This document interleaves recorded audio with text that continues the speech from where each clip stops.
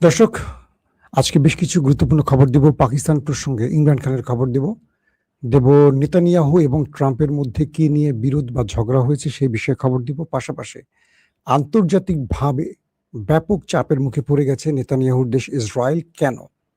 সে বিষয়টি নিয়ে আপনাদের খবর দেব। মুস্তফা কামালের একটি স্টেটমেন্ট পাওয়া গেছে, কালিবাবের একটি স্টেটমেন্ট পাওয়া গেছে, সেই খবরগুলো আপনাদের দিতে চাই। মোটামুটি গুরুত্বপূর্ণ আজকের খবরটি। তো প্রথমে আমি পাকিস্তানের শিরোনাম দিয়ে শুরু করতে চাই, কারণ গত কালকে ৩ বার ইমরান খানের খবর দেওয়ার জন্য থাম্বনেইলে তার ছবিও দিয়েছিলাম। শেষ পর্যন্ত টাইম ডিউরেশনের কারণে আর পাকিস্তানের খবরটি দিতে পারিনি। তো আজকে শুরুটাই করব যাতে মিস না হয়ে যায়। পাকিস্তানে গতকালকে ইমরান খানের পিটিআই বড়সড় আন্দোলন করেছে, আর আন্দোলনের নেতৃত্ব দিয়েছিল সোহেল আফ্রিদি, যিনি খাইবার পাখতুনখোয়ার চিফ মিনিস্টার। বয়স একেবারে তরুণ, আমাদের বয়সী হবে ধারণা করা হচ্ছে। তো সেই আন্দোলনে ইমরান খানের বোন আলিমা বেগম থেকে শুরু করে আরো কয়েকজন ছিলেন। ইমরানের বোনেরা মূলত এখন ইমরানের মুক্তির জন্য সবচেয়ে বেশি সরব। আমি অনেকটা পিটিআইকে বিএনপির সাথে তুলনা করতে পারি, কারণ তুমুল জনপ্রিয় পিটিআই, নির্বাচন হলে পিটিআই 200-র অধিক আসন পাবে, 200-র অধিক এককভাবে, যেখানে 160-62টা পেলেই ক্ষমতায় বসা যায়, সেখানে 200-র অধিক আসন এককভাবে পিটিআই পাবে। এবং পিটিআই কোনো নেতা লাগবে না।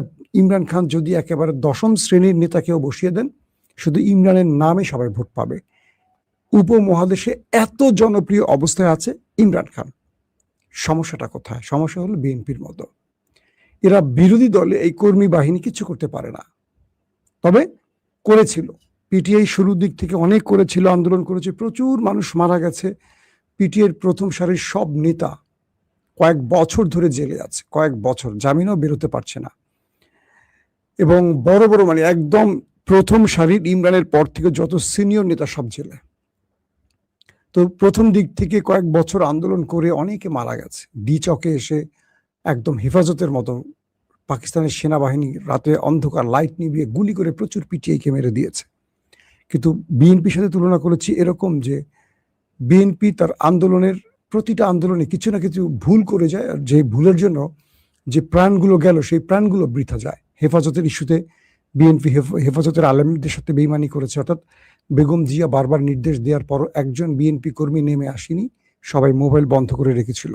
March for democracy, Begum Zia যখন হাসিনার পতনের মাস্টার চালটা দিয়েছিলেন, জামায়াত ছাড়া সেখানে বিএনপির কেউ নামেনি। এবং আমরা দেখেছি বালুর ট্রাকের সেই গল্প, এরকম অনেকগুলো আন্দোলন হয়েছিল। বিএনপি সেই জায়গায় ভুল করেছে। তো পিটিআইয়ের মধ্যে ঠিক একইভাবে ইমরানের মুক্তির জন্য পিটিআই বড় বড় আন্দোলন করেছে। হাজারো না লাখো নেতাকর্মী কয়েক শত কিলোমিটার পার হয়ে খাইবার পাখতুনখোয়া, করাচি, পাঞ্জাব থেকে ছুটে গিয়ে পুরো ইসলামাবাদ ঘিরে ফেলেছে। কিন্তু নেতারা আস্তে করে কেটে পড়েছে সেনাবাহিনীর ভয়ে, কর্মীরা জীবন দিয়েছে, অনেকটা বিএনপির মতো, যেটা বলছি। তো ইমরান খানের মুক্তি ক্রমান্বয়ে কঠিন হয়ে পড়ছে, কারণ এই কর্মীরা যখন দেখতে পাচ্ছে যে নেতারা আর আমাদেরকে মাঠে নামিয়ে তারা থাকছে না, তারা আতাত করে ডিল করে কেটে পড়ছে, আমরা গুলি খেয়ে মারা যাচ্ছে, তখন কর্মীদের মধ্যে একটা কি বলবো যে অনাগ্রহ তৈরি হয়েছে, তারাও এখন মাঠে নামতে চায় না।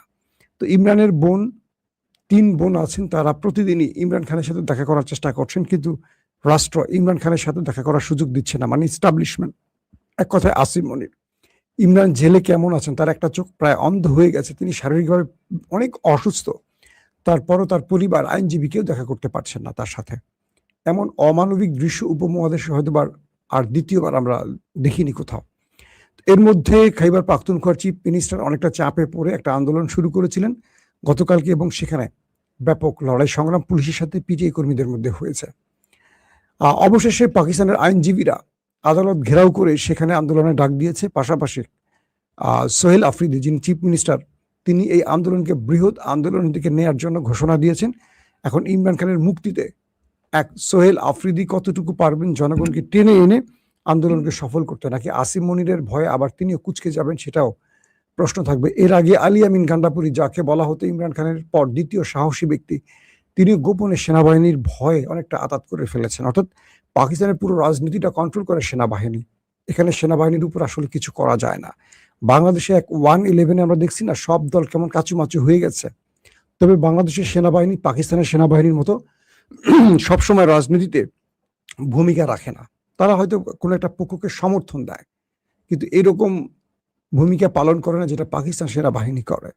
তো এখন ইমরান খানের মুক্তির জন্য পাকিস্তানে আবার নতুন করে আন্দোলন সৃষ্টি হচ্ছে। শীঘ্রই পার্লামেন্ট অচল করা, আদালত ঘেরাও করা এবং রাজপথে একটা জোরালো ভূমিকা পালনের জন্য আবার ঐক্যবদ্ধ হচ্ছে পিটিআই, এমনটি পিটিআইয়ের পক্ষ থেকে জানানো হয়েছে। আমরা দেখতে চাই শেষ পর্যন্ত তারা ইমরান খানকে মুক্ত করতে পারবে কিনা। আসেন দ্বিতীয় গুরুত্বপূর্ণ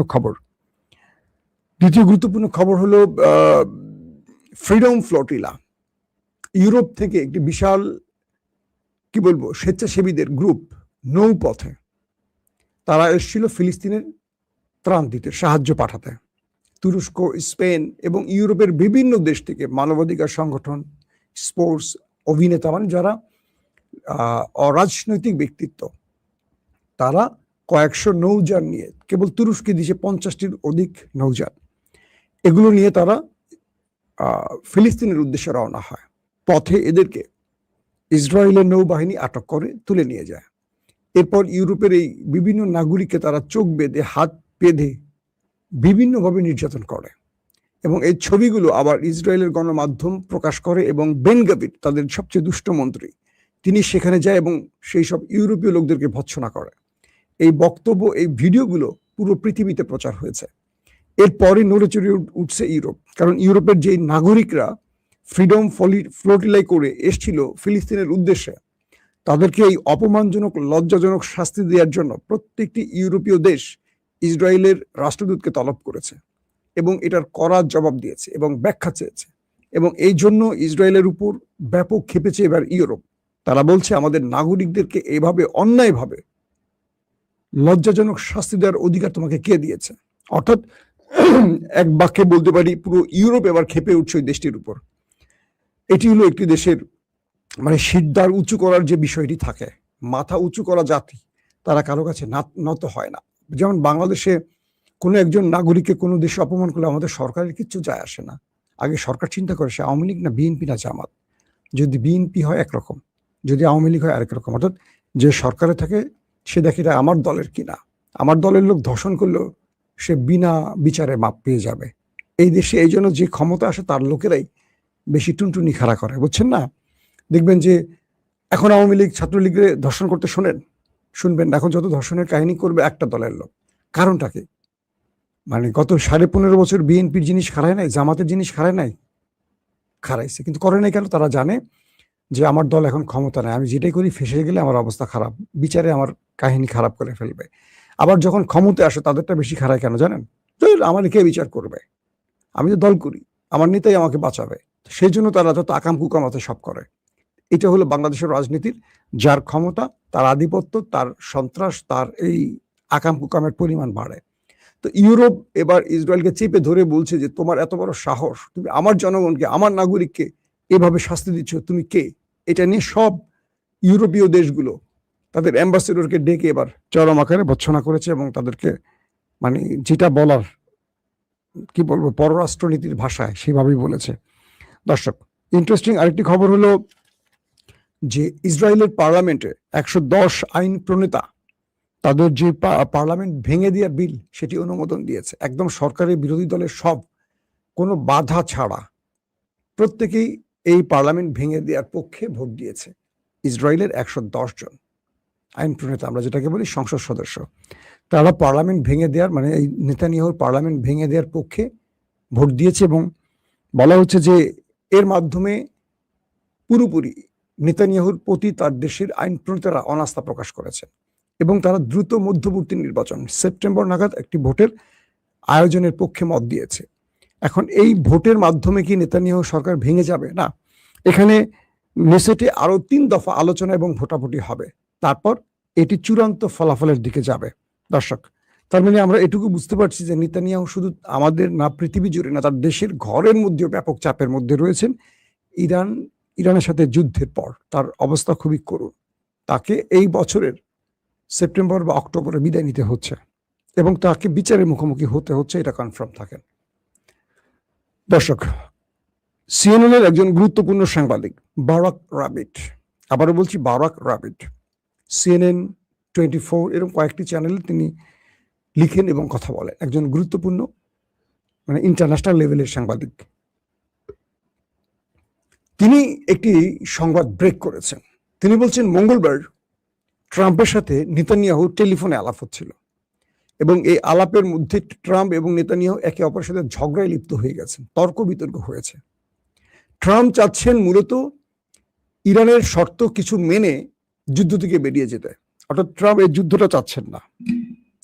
তিনি বলছেন যে ইরান যে শর্তগুলো দিয়েছে সেই শর্তের কিছু মেনে নেই, কারণ সব শর্ত মানা যেমন সম্ভব না, আবার কিছু শর্ত না মানলে ইরান এখান থেকে সরবে না। ইরান ওই জাতি না যে আমার ভয় পালিয়ে যাবে, যে 40 দিন যুদ্ধের পরও নিজের যুদ্ধবিরতির প্রস্তাব করতে হয়নি, আমাকেই করতে হয়েছে হাত পা ধরে। তো এই জাতি থামবে না। ট্রাম্প বলছে নেতানিয়াহুকে যে ইরানের মূল ফ্রেমে গুরুত্বপূর্ণ কয়েকটা শর্ত মেনে আমি যুদ্ধবিরতি ঘটাতে চাই, এটাকে স্থায়ীভাবে ফিনিশ করতে চাই। আর নেতানিয়াহু বলছে যে না, আমাদের আবার যুদ্ধে যেতে হবে, আমাদের খেলা এখানে শেষ নয়, আমরা ইরানের সাথে আরো যুদ্ধ করতে চাই, আমাদের লক্ষ্য এখনো পূরণ হয়নি, ব্লা ব্লা ব্লা ব্লা ব্লা। বাস, দুজনের মধ্যে বিতর্ক বাড়ছে। ট্রাম্প বলছে নেতানিয়াহুকে তুমি তো গেছোই, সেপ্টেম্বর অক্টোবর নির্বাচনে তুমি টাটা বাই বাই, মধ্যবর্তী নির্বাচনে তুমি আমাকেও খেয়ে দিচ্ছ, তোমার কারণে আমিও শেষ। নেতানিয়াহু এর উত্তর কি বলছে আমি জানি না, একটু টেলিফোন করে জিজ্ঞাসা করতে হবে। নেতানিয়াহুকে দেখে আজকে রাতে টেলিফোন করে জিজ্ঞাসা করবো যে আপনি ট্রাম্পকে, আমার ট্রাম্প কাকুকে কি বলেছেন। বেচারা একটা ভদ্রলোক প্রতিটা কথায় তার সোশ্যাল মিডিয়ায় বলে দেয়, সত্য হোক আর মিথ্যা হোক, সে বলতে ভালোবাসে। সে সবসময় আমাদের হিরো আলম বা আম তারেকের মতো আলোচনায় থাকতে চায়, শাহেদ আলমের মতো আলোচনায় থাকতে চায়। তাদের আলোচনায় থাকতেই হবে, মানুষ গালি দেখ আর না দেখ, আমি আলোচনায় থাকবই। ইদানিং আবার হিরো আলম ভাত পাচ্ছে না আম তারেক কিংবা এই মালগুলির জন্য। এই মালগুলির ইজ্জত সম্মান নাই, এই জুতা মারলেও ইজ্জত যাবে না, ঝাড়ু মারলেও ইজ্জত যাবে না। যে আম তারেকের কথা বলছি, দেখলেই আমার ঘৃণা লাগে। এই কি টাইপের লোক, সবসময় দেখবেন যে কোথায় কি বলে, কখনো এটা কখনো ওটা। আমি একদিন পার্সোনালি তাকে জিজ্ঞাসা করছি, ভাই রাজনীতি করতে হলে আলোচনায় থাকতে হয়, অনেক আগের কথা সেটা, রাজনীতি থাকতে হলে আলোচনায় থাকতে হয়।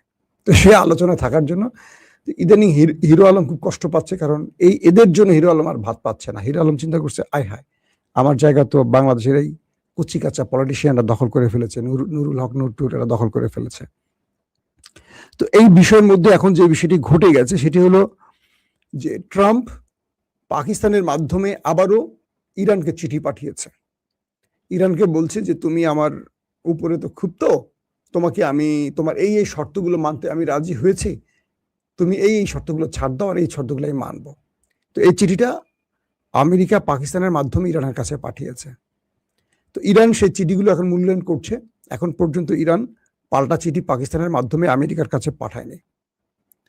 যখনই পাঠাবে সেই চিঠিটা, তখন হয়তো আমরা জানবো যে ইরান আমেরিকার শর্ত মানছে কি মানে না, বা কোন কোন আমেরিকার চিঠিতে কি কি শর্ত দিয়েছে সেটা ইরানের বক্তব্যের মাধ্যমে আমরা জানবো।